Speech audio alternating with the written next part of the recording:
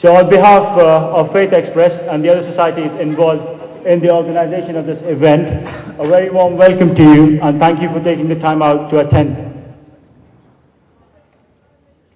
Right. This event has got three very specific aims, which we, the organizing team, called our 3 Ps. We aim to provide the right knowledge about the religions that are participating in this dialogue today. Secondly, we want to provide students with a platform to discuss their religious differences, irrespective of their background.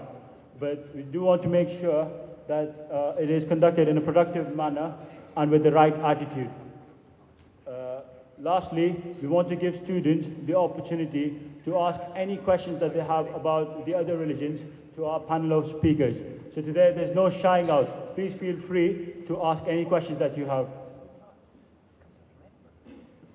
Before I introduce the speakers to you, we'll have a quick recitation from the Holy Scriptures. Firstly, I'll call Bilal to do a quick recitation from Surah Waqia in the Quran.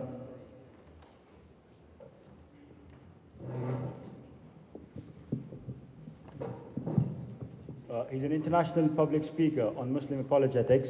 He's a former Islam Channel presenter and has contributed to debates on various topics ranging from ethics, religious philosophy, and theology. And in his free time, he's a trained martial artist. Rabbi Y.Y. Rubenstein is the most sought-after Jewish speaker in the country. He speaks regularly in the UK, US, France, and Israel. And there's regular broadcasts on national UK TV and radio. And again, in his free time, he's a trained scuba diver. Vicar Tom Wilson is a local church vicar in Toxted. He works with 3 Anglican churches, 2 youth and community centres, and 2 primary schools. In his free time, he runs, cycles, and goes to cinema. Stuart Ritchie is a postgraduate student studying psychology at the University of Edinburgh, and is the former president of the Humanist Society at the university. He speaks regularly about evolution and creation, and is currently the editor of the National Union of Atheist, Humanist, and Secular Societies. And in his free time, he runs a band. Right. Now, right. The event plan. The event is essentially divided into 2 halves. The first half, where each speaker will express their views on life, death, and beyond for 10 minutes, followed by an inter-speaker dialogue or discussion. In the second half, we'll have an audience Q&A where you're free to ask your questions, and then we'll have a short presentation by Suhail Ahmed from UK C4C, and then a closing statement by Chaplain John Lansley from Faith Express. I'd like to call Rabbi YY, our first speaker for the day.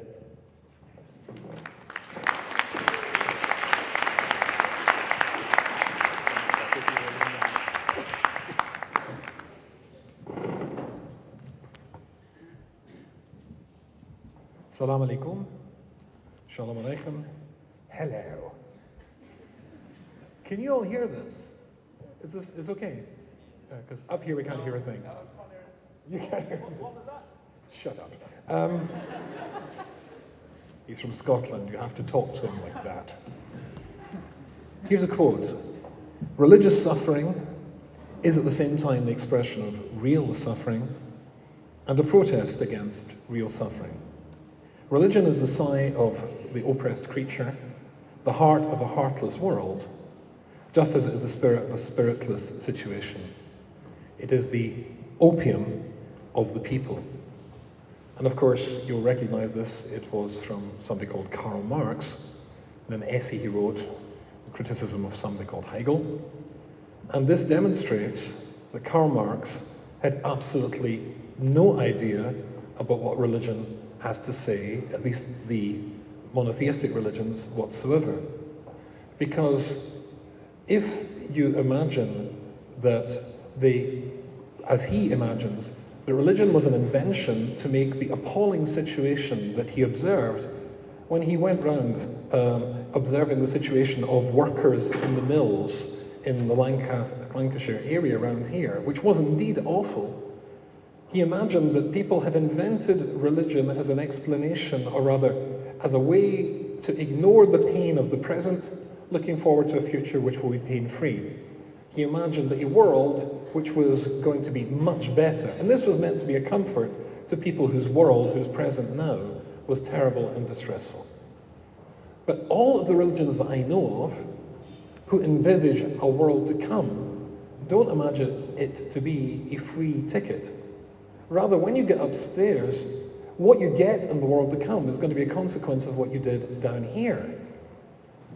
Let me tell you a true story.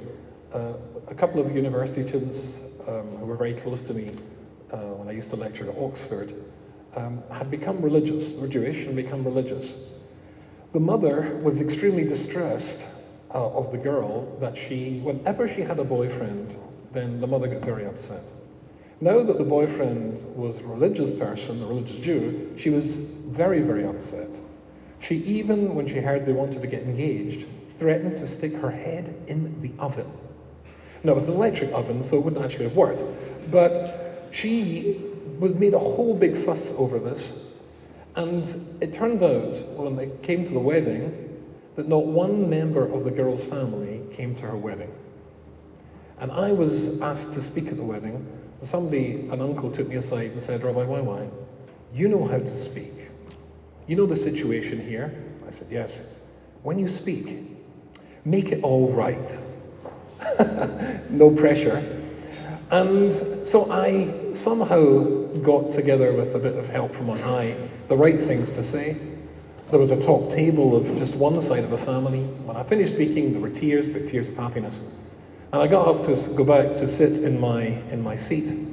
The groom leapt up from behind the table, put out his hand. I went over to him and he grabbed me and folded me in a hug. And when he let go, I sort of fell back a little bit. And I turned around to go back to the rabbi's table, and I felt my leg brush against something. Now, let me just paint this picture again. Long table, and as I walked past, or as I walked backwards, my leg brushed against something. A long table, rectangular, in front of it there was a small square table. And on this small square table had stood, notice I'm using the past tense, the wedding cake, on 3 tiers. And it was this that my leg brushed against as I walked back. Then there was a funny noise, like this. And I turned around and there was the cake, looking as though it had just been blown up, lying on the floor. A few seconds before, the 100 or so people at the wedding, all thinking to themselves, "Oh, isn't he wonderful?" A few minutes later, they're thinking, "What a retard." There was gales of laughter going round. I got back to the rabbi's table. The rabbi's wife turned to me with the sympathy you would expect from a rabbi's wife and said, "Tell me, have you ever done anything quite as stupid as that in your life before?" And later on, when the boy went off to study to be a rabbi himself, he phoned me up and he said, "Can you get hold of a video machine? We'd like to come and visit. We'll bring you the video of the wedding." "I don't want to see the video of the wedding!" When you get upstairs, all the religions that I know about believe that the life after death that's anticipated is one which is going to be a consequence of the life that you live down here. And they play the DVD of your life, the producer's cut, with all the cakes that you knocked down and all the people's feelings that you hurt and all the mistakes that you made, and ultimately the person that you could have been as an alternative version when you see the person and the greatness that you could have brought to the world which you denied. If, however, you get up there and you've lived a flawless and perfect life, in other words, me, when you get upstairs, you might get to a place called heaven. It'd be interesting for a second if I ask you to picture in your mind the thought that comes into your mind when I say heaven. What picture comes into your mind? Wave your hand in the air, let me know. What comes into your mind? What picture do you see if you hear the word heaven? Golden gates, yes? Clouds. I love clouds, right? You spent an entire lifetime being a good person. People have put the boot into you down here, but you, being a moral and ethical person, didn't put the boot back in. No, you rose above it. And your reward? A cloud. I mean, you real? A cloud? I mean, with angels, flying about and twanging at heart. Who wants that? I'd rather stay down here and play my own guitar where it's dry and comfortable. Heaven is not a cloud. Basically, you have to imagine, when a baby comes into the world, you will have noticed that babies cry. In Jewish tradition, babies cry when they come into the world because they don't want to be here. The natural place for a soul is in a spiritual world. It's a spiritual entity, a place called heaven. When it comes here, it cries it doesn't want to be here. And of course, we cry when we leave the world as well. We get sort of used to the place. The ideal place for a spiritual creature is a spiritual world. Because, as you saw before, I'm a qualified scuba diver, I know a little bit about this because once I ran out of air when I was pretty far down. And when you've run out of air, there's nothing you want more than to be able to breathe. Heaven is a place which is ideally suited for you. Hell, we believe, is a place in which there is no air. The essence which you are, which is a spiritual creature, it's a place with a total vacuum of spirituality. And in this, there's a beautiful and important idea. Despite what the world tends to think about the so-called Old Testament, our lot, our Bible, the idea of punishment does not exist in Judaism. At least if you imagine God punishing somebody for what they have done here as a revenge thing. Rather, what can happen to you after? I'd just like to say, my face isn't that wide in real life. Being a vicar, the first thing I thought about when I was told the title for tonight has to be said is funerals. I do spend quite a lot of my time in Springwood Crematorium. I'm not always entirely sure why people ask for a vicar, and I sometimes am bemused by some of their choices. I mean, if somebody wants Bat Out of Hell as their closing song, then fine, but it wouldn't be my choice. Funerals, though, are very important occasions, and they're quite stressful for the vicar or whoever is taking them, because you know you can't afford to get anything wrong. As far as I know, I've only ever made one mistake that was at all serious. In my defence, I was talking about Lily. I was just talking about her daughter, who was also called Lily, rather than Lily, who died. The family, fortunately, were very forgiving. I think funerals are very important because of their finality.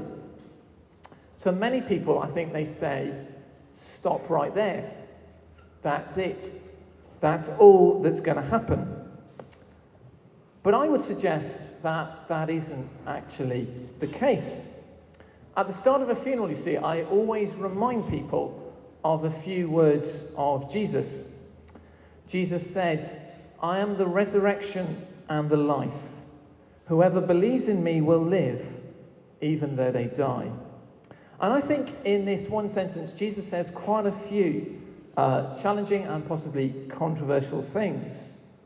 I think when he says, "I am," he's claiming to be God. I don't want to go into too much detail about how that works in case I upset some people here. But I think he's taking God's name for himself and claiming, therefore, that he is in fact God. And because he's God, he can speak authoritatively on life and death and life after death. So that's I am. Then secondly, the resurrection, which literally means standing upright, raising up, something that dead people don't tend to do. Jesus is saying death isn't the end. Because then third, he talks about life. And I notice that this comes after resurrection. I'm the resurrection and the life, which of course is exactly the point. Those who have faith in Jesus will be standing upright after death. They'll have passed through death and out the other side. And Jesus does that for them first and then allows anyone who wants to follow him to follow through. That's the fourth point then, that those who believe in Jesus will live even though they die. And that eternal life is something they have now. It's a present possession. As a Christian, I believe I already have eternal life. It's not something I look forward to. It's something that I have right now.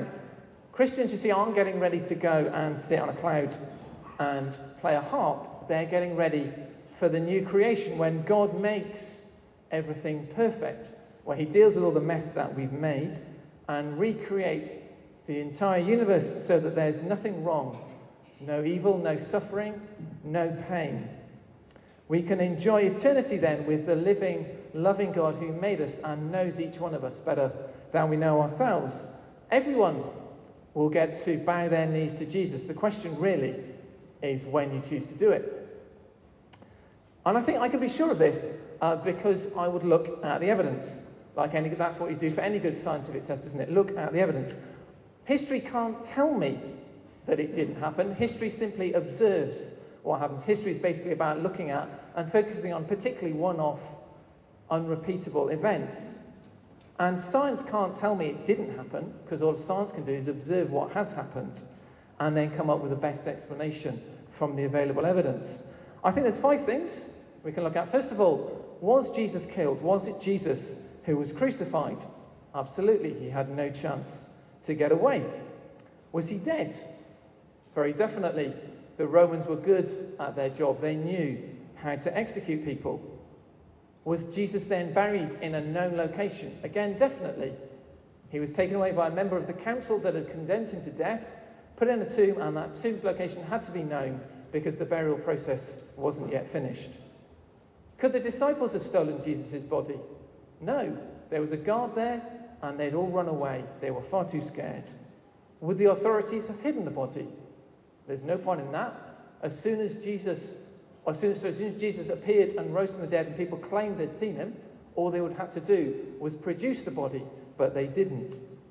I think the simplest explanation is that Jesus rose from the dead, he passed through death out the other side, and then his followers, having seen him, and hundreds of people saw him, were empowered by the Holy Spirit.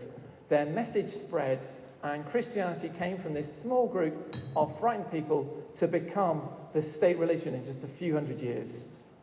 And the simplest and best way of explaining that is that Jesus rose from the dead, was seen by many people, and then equipped those people to go and tell others about him. That's kind of the confidence in the historical facts. Then I'd also say you can have the same confidence from personal encounter. I know Jesus is alive, and I've seen him transform the lives of many people. And then going back, finally, to funerals. You see, in a Christian funeral, people grieve with hope. Obviously, they grieve at funerals. Christians are sad at funerals, but we know that those who trust in Christ have not gone forever. We know that we'll see them again. A colleague of mine tells a story about a lady living in Brixton. She was very old. She'd been a Christian all her life. She trusted God. Death beyond from a Muslim's perspective. Firstly, as a Muslim, I am able to make sense of the world because Islam provides me this intellectual framework that gives me a knowledge and insight to explain the world around me. Questions like, who am I? What am I? Why am I here? What happens after this? These are simply answered by a simple formula. I am Muslim. Being a Muslim opens up an intellectual landscape that completely illuminates my life. Those perplexing questions, those mysteries about life are answered when I'm a Muslim. In the process of really becoming a Muslim, i.e., a person who submits themselves entirely to the Lord, I have the ability to resolve those complex issues to do with identity. In the process of being a Muslim, I can resolve the tensions with my rational and my spiritual side. As a Muslim, those both dimensions of being a human being are satisfied. What about my life? Well, Islam provides me with a grounding for value in my life. There really is something that is good. There really is a distinction between good and evil, what is right and what is wrong. These things are actually real. They're not subjective expressions. Islam provides me how to be a moral person. Life is a constant struggle to be a moral person, to give up things that sometimes benefit us, to help others. It answers questions on the mundane and also on complex matters. Notions of goodness, justice, compassion, self-sacrifice, all of these notions, these moral notions, exist in the nature of God and are grounded and confirmed in my life. My life has meaning. I was meant to live. There is a specialness about being a human being. That moment in the creation story where God bestows upon Adam a sense of specialness, sacredness. I too am a part of that moment in time. I am also special. We are all special for being human beings. It does make a difference whether we exist or not. We were meant to exist. I have a purpose. My life has a purpose. What is a journey without a destination? Life is a journey, and we do have a destination. My life does have a goal. I am part of God's plan, the big plan that God had in mind for all of us. We all plan in Allah. God is the best of planners. What about death? From a Muslim perspective, death is not the end, it is the beginning. It is the beginning of our lives, our true lives. We are not just physical things. You are not your brain. You are not your body. You are a soul. That's what defines you. And you may die, and your physical body may disintegrate, but you still live. Why? Because you're more than just the cells in your body and the atoms. You are a living soul. Rumi, the famous Muslim poet, said that death is like when a bird is released from a cage. Death for the Muslim is like being awoken from a deep, deep sleep. It is not the end, it is the... Life does not end at the grave. It is completely the beginning. Beyond. God will look at our actions. Look at those values, those notions that I spoke to you that were grounded in God, truth, goodness, compassion, self-sacrifice, and to see if you lived according to those notions that were very, very real. Thus, the moral choices I make in this life are infused with an eternal significance.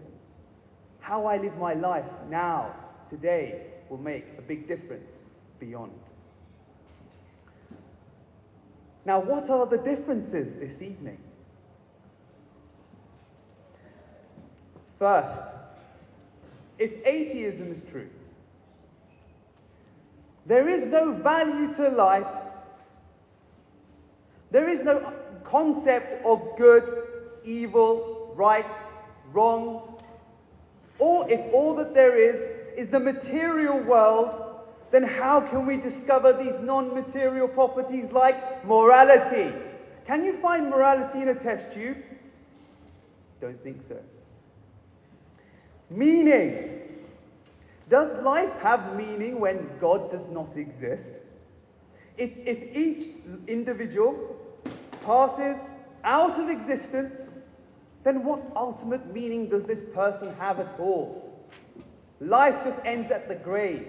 There's no meaning. In Liverpool, I've mentioned to a few people that I'm going to be doing a debate on life after death in Liverpool. And a lot of people have said that's not exactly how they picture the afterlife themselves, but it seems very nice to me. Nice to me. Sorry, that was terrible. Always start with a joke. I read that somewhere. Anyway, they think it's quite funny. Yeah. So, life, death, and beyond. I'm going to start with, just going to put this up a little bit. I'm going to start with beyond. And I can't give you any answers. I can't give you any certainty like our three friends here have. I can't give you any of that at all. However, I can look at the evidence that there is and see if there's any evidence for anything happening after life. So, as far as I'm aware, you have to have one of two things for there to be any life after death. Number one, you have to have some kind of soul, something that continues after we die, something immaterial. Or, option two, and these are not mutually exclusive, you can have both. Option two is you have a bodily resurrection, so like a zombie in Night of the Living Dead, you know, risen back up from the grave. So I'm going to attempt to convince you tonight that both of these notions are scientifically and philosophically rather dodgy. So we'll see if I can convince you of that. So as you saw at the start, I work in the psychology department in Edinburgh University, and we have a lot of people that come in to psychology with some brain disorders, with strokes and brain damage and things like that. And it can really illustrate quite a lot of interesting things about the brain and its function. And I think that this sort of stuff shows that there is no soul. Here's why. Let's think about what people say the soul does. A major thing is free will. People say that the soul is the thing that makes decisions in our head. It flips the switch. It's the decider. Well, that would be fine if there wasn't such a thing as anarchic hand syndrome. You've ever heard of anarchic hand syndrome? It's a very fascinating neurological disorder when someone has a stroke in the front part of their brain, the frontal lobes. One of their hands actually gains a will of its own. So if you've ever seen Dr. Strangelove, you know what I'm talking about. There's a guy with a hand that can't control what it's doing. And this happens in real life. People have this problem. So there's the classic story of the woman who would put a cigarette into her mouth with one hand, and the other hand, against her will, would get out and throw it away. If only that happened more often, that'd be good. Other people who actually do try and strangle themselves every single night because their hand has actually lost, they've lost control of it altogether. It just does whatever. So this shows that the brain, something is going wrong in the brain, and it's changing will, it's changing free will. So clearly we don't need a soul to explain free will. All we need is the brain. If the brain's working functionally, we seem to have some kind of will, some kind of free will. There are other issues with that. Maybe we can get into free will later on. So what about personality?